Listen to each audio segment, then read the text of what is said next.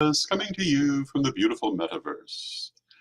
And I apologize for being slightly late, but there was some issue with connection the first time. But I don't think we're very late. So I want to welcome everyone who's joining us today. I hope to see you in the chat room. And as we have been doing, we will have a lovely conversation between ourselves. Those of you who were watching yesterday will have seen my interview with Jason Mankey. I think it was a very good interview. I certainly enjoyed it. Last week we had Belladonna Laveau from the ATC. And one of the things that I've most enjoyed about these interviews is the different focus of the different guests. And I hope that that will continue and that we will see the different ways in which the leadership of our community are addressing the needs of our community, the different ways in which their individual ministries are focused, some of them very differently. And I want to say hello to Brian in the chat room and to Chad in the chat room. And Brian is on lunch break. Have a wonderful lunch with us. And hello to Reverend Michael in the chat room. And it's good to see everyone. On Wednesday, we did not have a broadcast, and this is because Lady Lori and I journeyed to Atlanta to meet with Chancellor Stephanie and Sir Mike, and to bring back a number of things that they had very kindly stored for me for rather a long time. So we filled the Pugmobile to the brim, to the point that we had staves coming next to our heads, and came back that way. And we're now unpacking. The staves have been put in my closet here in the office. You can see the office is in general disarray. Also here in the office is a part of my morgue that had been in Atlanta all these years. And it is my collection of magazines from the 1980s, in some cases the 1970s, from the pagan press. And I'm so glad to see that they did in fact survive. It includes a number of things that might very well be preserved nowhere else. Some of these magazines had enough readership, I'm sure someone else has preserved them. Some of them I don't know. Some of them were only around for a few issues. Others went for a decade or more. But it's fascinating to see them again. And welcome Janet in the chat room. Welcome Bradley. And Bradley wishes us a happy Friday. Hello, Arlene. Bradley says that they just had a fun meditation with dragons and that they're enjoying our afternoon show. Thank you, Bradley. Hello to Lori in the chat room. And it's so good to see everyone. So this is what we were doing on Wednesday and Thursday. We're almost finished unpacking now. One of the things we brought back, well, not one of the things. We brought back a number of pieces of statuary that I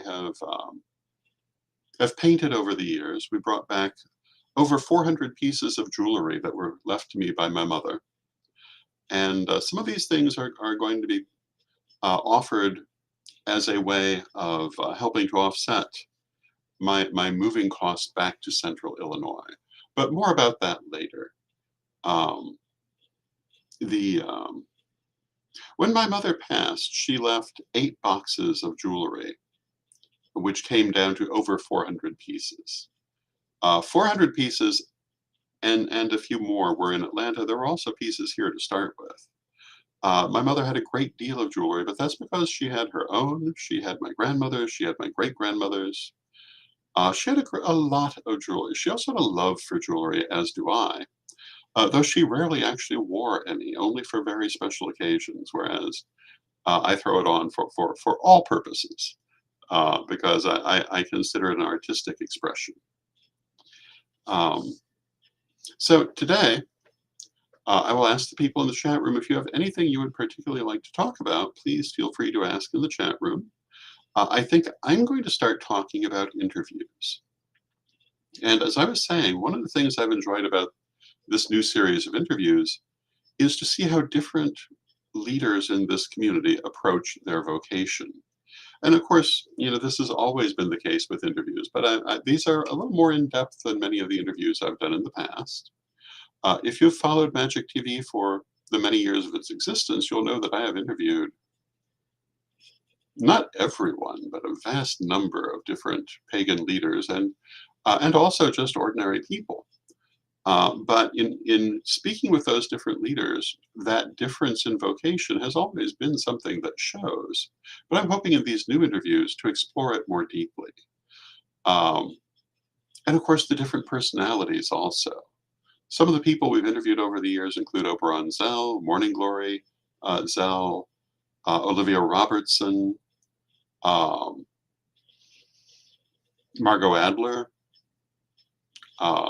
Ruth Barrett, Deborah Blake, um, so many people. Um, Repeatedly interviewed with Selena Fox. We have some wonderful and in-depth interviews with her at Magic TV, some of them much longer than our ordinary interviews had been. We have interviews with everyone from Ryan Buell from Paranormal States um, to Don Michael Craig, the famous author. And it is fascinating to see how different people approach our community, what they do to enrich our community, how they interact with our community. And, um, it would be difficult to think of a wider disparity than Olivia Robertson on one hand, um, who grew up in a castle in Ireland as a British aristocrat, uh, and um, and Donald Michael Craig, who was quintessentially American. Both delightful, very different. Arlene says she would love to see both Margot Adler and Donald Michael Craig, and they are both on Magic TV. Um, and of course, they are both no longer giving interviews. So I'm very glad to have had the chance to interview them. And so many of these other people, Lady Olivia, is no longer in this physical world, no longer giving any new interviews. And I was very pleased to be able to interview her a number of times and in video and also in audio sources. Remarkable woman. One of the things I remember most strongly about my many years of interacting with Lady Olivia was that she really disliked the concept of the good old days. She would say that she hates to hear people talk about the good old days because for most people they just frankly were not that good. And she would talk about how in the part of Ireland where she grew up, almost everyone was desperately poor except for her family, who were aristocracy. And she would always remark on people riding around in ass carts, meaning donkey-driven carts, while her family had automobiles. And she felt that the world had improved tremendously by the evening of economic resources. And the last time that I had the privilege to speak to her, Ireland was in the midst of a great economic boom brought about by computer programming. And she was just delighted with the prosperity that had come to the country for everyone, not just for a few. She was not a believer in the few, despite having been born one of them. But I believe that characterized most of her family. She came from a very interesting family. She was a cousin of the great author whose name I know like I know my own and cannot think of at this moment. Um, Robert Graves. She was a cousin of Robert Graves, though she did remark that her mother did not allow them to associate with him because her mother was a little bit more old-fashioned and straight-laced. But very, very fascinating times. And I've enjoyed getting to interview all these people, and I'm hoping to interview many more. And I I think that it's going to be a continuing adventure, as it has been for these many years. I also am looking forward to going to many more events. And over the years, we've gone to a lot of events. The one we've gone to most is the St. Louis Pagan Picnic, which is a wonderful event, unless, of course, you're counting illustrations, which we have always been at as well. But after illustrations, the St. Louis Picnic, and we've been to many others. And I know that there are many more to come, and I find that quite fascinating too. Um, I think that what I'm saying in a roundabout way is that it's the variety of experience that makes life what it is. If we were all having the same experiences, if we all had exactly the same focus, if we all had exactly the same ideas, it would be a very different and much less rich world that we would be living in. And Arlene remarks that she missed me at Witches Fest last year. Yeah, I was not able to attend last year. And with my heart situation, I'm not expecting that I'll be able to be there this year, but you never know. I have enjoyed going to Witches Fest in New York City. It is a wonderful event. It is right in the heart of New York City, and always a lovely time. Lovely people put it on. It's good to see so many old friends when I am able to go. I think that the Most Reverend Phoenix will probably be there this year. And I have been attending Witches Fest USA since its inception, up until just this last couple, because of a variety of things. And I've always enjoyed it. And that's one of the many fond memories I have of all these years of doing journalistic work, because I mean that is what I'm doing as part of Magic TV. And it has been a long and fascinating trip. I often speak about the Fellowship of Isis conventions, which, being back in the Midwest, I may be able to attend again this year. I had been attending them since their inception, um, mostly up until the death of Archpriestess Dina, um, which was really a great shock and sadness for the Chicago ICN community. And she had been remarkable in her approach to the ICN liturgy. Every year at the ICN convention, she would mount an ICN mystery play as a full-blown theatrical production. And I was almost always in them, and they were an amazing thing to take part in. Um, Lots of rehearsals, and then of course it all came together at the last minute. Sometimes not the way anticipated. And hello to Rebecca in the chat room. And Rebecca says she really enjoys the live broadcast. I'm so glad to hear that. Um, as I was saying, we've been unloading things that we've brought home today, so I'm perhaps a little less focused than I would like to be, but hopefully you'll bear with me. Um, Here is a feather that fell off of a staff in transition. I'm going to have to repair it, and also a butterfly.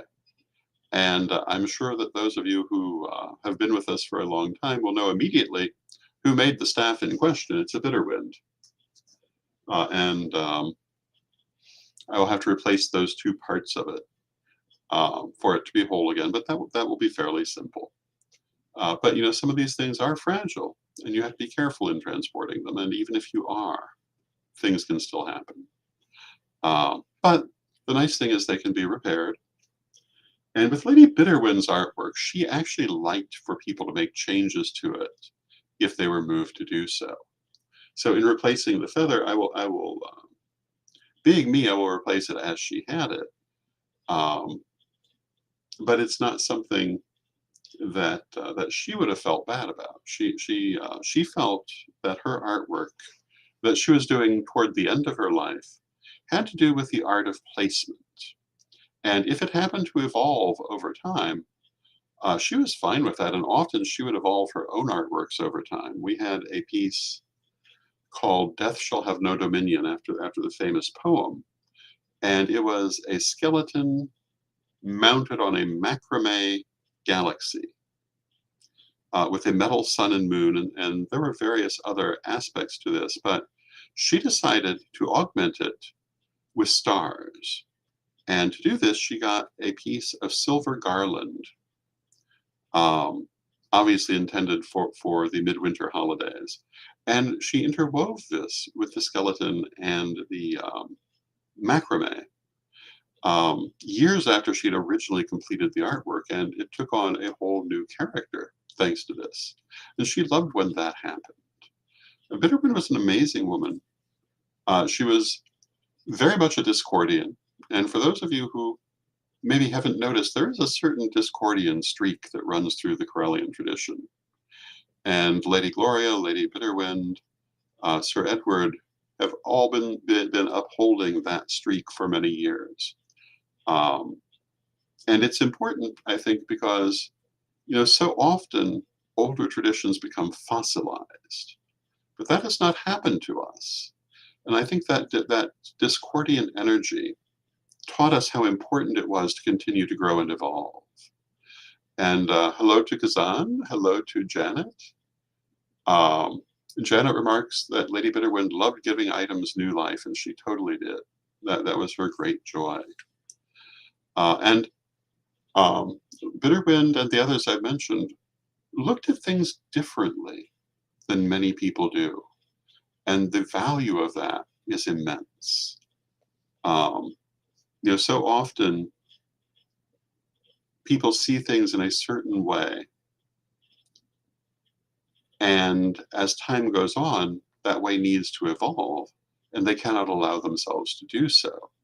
And I think that the influence of Lady Bitterwind, Lady Gloria, Sir Edward really helped us to keep growing and not to fossilize in that way.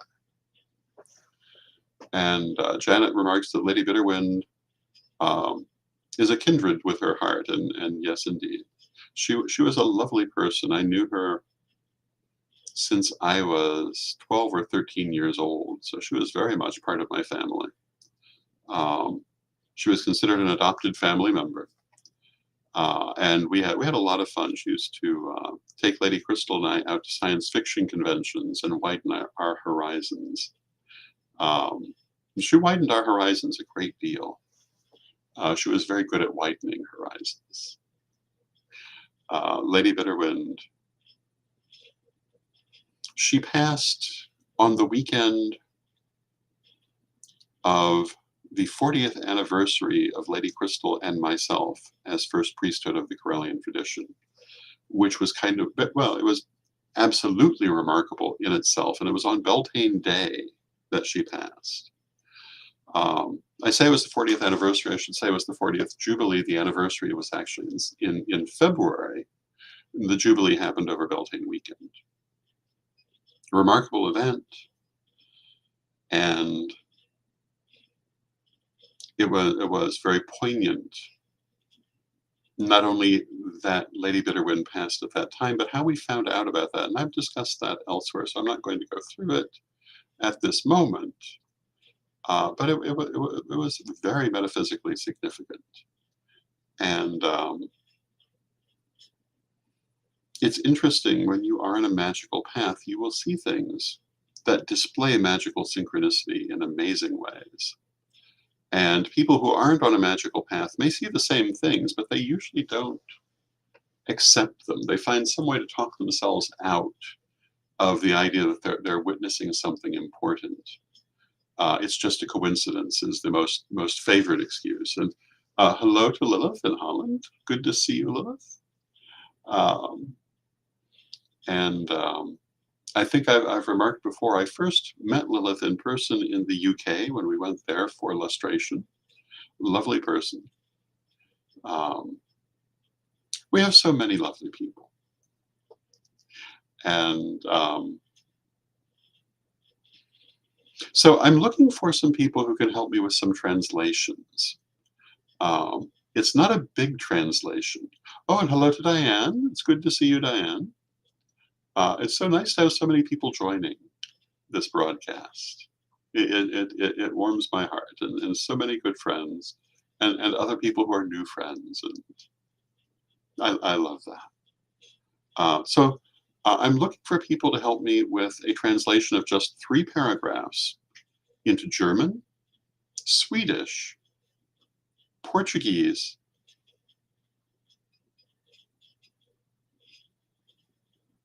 and I believe I have the others covered. There will also be Spanish and Greek.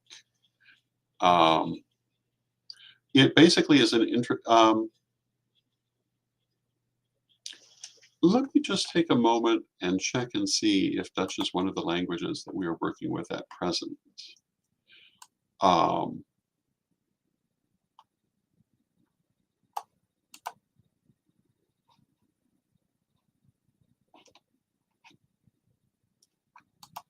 no, but if you're if Lilith, you're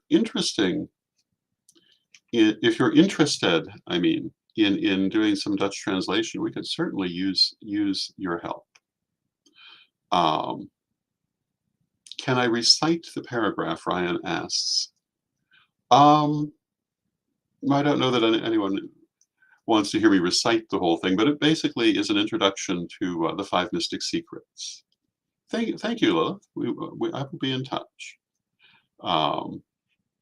And what I'm doing is I am working with our translations of the 5 Mystic Secrets, and I have written a new introduction. As I say, only 3 paragraphs, so not tremendous work for anyone. But anyone interested in helping, it would be greatly appreciated. And we would love to expand the translations into many different languages, more than what we have. When we went to the Parliament of the World's Religions in Australia, in Melbourne, in 2009, Ryan says it has to be in Latin. We'd love to have it in Latin. But for 2009, we had, among other literature, What is Wicca in 19 different languages. And we were very proud to have managed that. And we would like to see materials in as many languages as possible. I'm also hoping to put it into the Corellian font. But one thing at a time, and we're moving forward as fast as we can. But Corellian Publishing is hoping to bring out books in many languages as we go forward. We have books in both Greek and Spanish waiting to be completed, and those should be coming out fairly soon, this year certainly. I mean, obviously, there's a lot to be done, but we are doing it. We are moving forward. And as always, I will take a moment to plug Rev Don's Super Omnibus here in reverse screen. But the Super Omnibus is now available in a paperback version, which you can find at CorellianPublishing.com. There are still a few of the collectible hardback versions available. If you're interested, please send me an email. And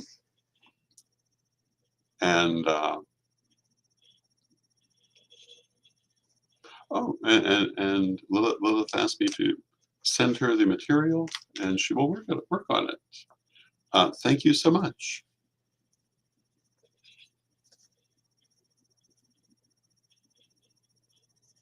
And I'm making a note as we speak, because if I don't write it down, it didn't happen. Or at least that's how my memory works some days. So I've got it right in front of me now, and I will certainly do that later this evening. Brian asks if there are plans to do another printing of the Infinite Tarot at some point. Yes, there are. Hopefully later this year. And I will take a moment to plug that, even though it's not available right now. The Infinite Tarot. And if you watch Tarot Thursdays here at Pagan World TV, Reverend Mary always uses the Infinite Tarot, and when I join once a month, I do as well. We have a lot of things in Corellian Publishing coming down the pike. A lot of things in Pagan World TV coming down the pike. So if you watch, you will find many fascinating new things coming. I believe things are being filmed this very weekend, which will ultimately come to Pagan World TV. and many different projects that will come to fruition. And and Brian says that the deck is on their wish list, especially with the addition of the suit of lamps. And thank you, Brian. I appreciate that. You know, when I created the Tarot of Hecate, it was revolutionary. It's not now, but that was 30 years ago. Um, the diverse approach to the characters, um, the addition of the extra suit and cards. At that time, it was very unusual, but fate did not permit it to be brought out at that time. But people have loved it since it has been brought out, and I'm very gratified by that. And, you know, I was watching during my last time on Tarot Thursday a couple of weeks ago, as we were drawing the cards, and I was thinking, wow, I love those colors. Well, I should. I colored them, but it is, in my opinion, a good comment that I still like them. Um, and Bradley says it's a lovely deck, and they're enjoying going through the book that discusses the cards. And good, I'm very glad.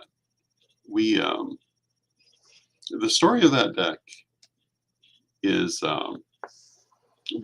certainly not one that we haven't remarked on, but its continuing evolution kind of speaks to what I was saying before, because it started as a simple black and white tarot deck with an extra suit and some extra cards that came up to 100.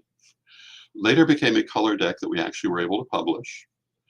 Now has all of the Infinite Throw expansions. Brian remarks on having the ancestors, the runes, and the major arcana, which make up for not being able to have the full deck at this time. And yes, it's been quite delightful to get these out into the world, and I'm hoping we'll be able to offer all of them again, perhaps later in the year. Some of them are still available at CorellianPublishing.com, some of the expansion decks. But we do have a dwindling supply of those, but we are looking to have a new order sometime during the year. And but, you know, as with so many things, it must come in its time. I think I'd have to say the hardest part,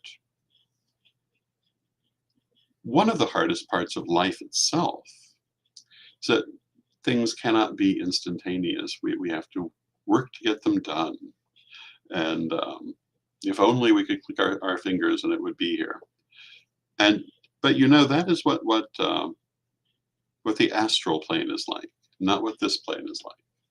And it is, in many ways, the journey rather than the destination that matters here, because it's the journey that gives us transformation. I believe that's what this life is largely about. It's our way of transforming ourselves, of achieving growth that we can only achieve through involution. And if you remember the first degree lessons, or perhaps you have not had them, involution is the idea that when we come into the physical world, we narrow our focus from the expansive nature of our soul to just this life and just the specific things in this life. And that by doing this, we give ourselves tools to grow and change that we could never employ with the full knowledge of our spiritual selves. And that is what I believe this world is for. And hello to the Dusty Dud. Welcome. We have come to the end of our half hour, so I'm going to close with a prayer. I want to thank you all for joining me, and I'll be back on Monday. And let us have our prayer. Divine Mother Goddess, Divine Father God, beloved ancestors, we ask you to help us to know what is our own and what is not, to embrace that which is right for us and to release that which is not, to know those aspects of experiences we should adopt and carry forward, and those we should leave behind. Help us to know these great secrets of life, beloved ones.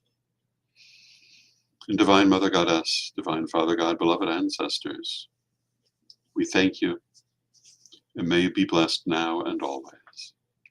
May you be blessed as well until next time. We will see you then.